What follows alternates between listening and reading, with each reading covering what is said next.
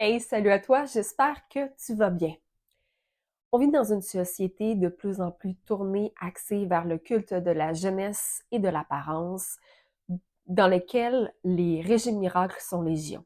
C'est pas de nouveauté, hein? Mais avec la croissance exponentielle du pouvoir médiatique et le décuplement des influenceurs et influenceuses, on se retrouve face à une marée d'informations souvent contradictoires qui circulent allègrement sur le web.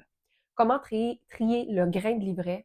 Comment savoir parmi toutes ces recommandations et ces conseils, qu'est-ce qui peut nous convenir? Et surtout, à quel point l'alimentation influence notre santé globale. Si tu es curieux, curieuse d'en apprendre davantage sur la diététique chinoise, je t'invite à visionner cette courte série de vidéos.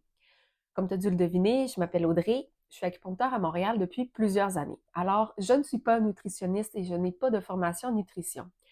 Par contre, la médecine traditionnelle chinoise nous offre certaines pistes intéressantes de réflexion et d'action pour faire des petits ajustements sur le plan alimentaire afin de favoriser notre bien-être général, voire notre guérison.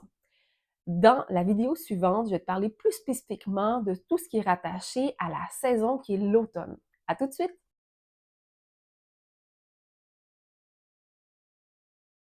Alors, si on parle de l'automne, l'automne est rattaché à l'élément métal.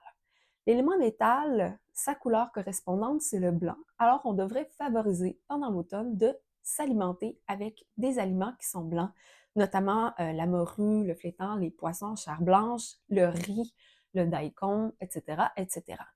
Ces connexions-là au niveau des aliments peuvent s'étendre et notamment au niveau des grains, des protéines animales ou des fruits à favoriser, notamment la pêche, le millet et le cheval. La saveur qui est rattachée au métal, c'est le piquant. Le piquant qui a des propriétés asséchantes et sudorifiques, hein. Quand on mange du piment, par exemple, ou des mets qui sont très épicés, on va transpirer facilement. En résumé, à l'automne, l'on devrait favoriser des aliments qui se rattachent à l'élément métal et aux caractéristiques du métal, notamment des aliments de couleur blanche et de saveur piquante. Si tu as trouvé cette vidéo-là intéressante, pertinente, je t'invite à cliquer sur j'aime et à la partager avec des gens de ton entourage. Si toi, tu désires en apprendre un peu plus sur la médecine traditionnelle chinoise, tu peux télécharger mon guide gratuit en cliquant sur le lien qui est sous la vidéo. Guide intitulé Comment soulager efficacement cette maux du quotidien. Sinon, on se voit dans une prochaine capsule. Ciao!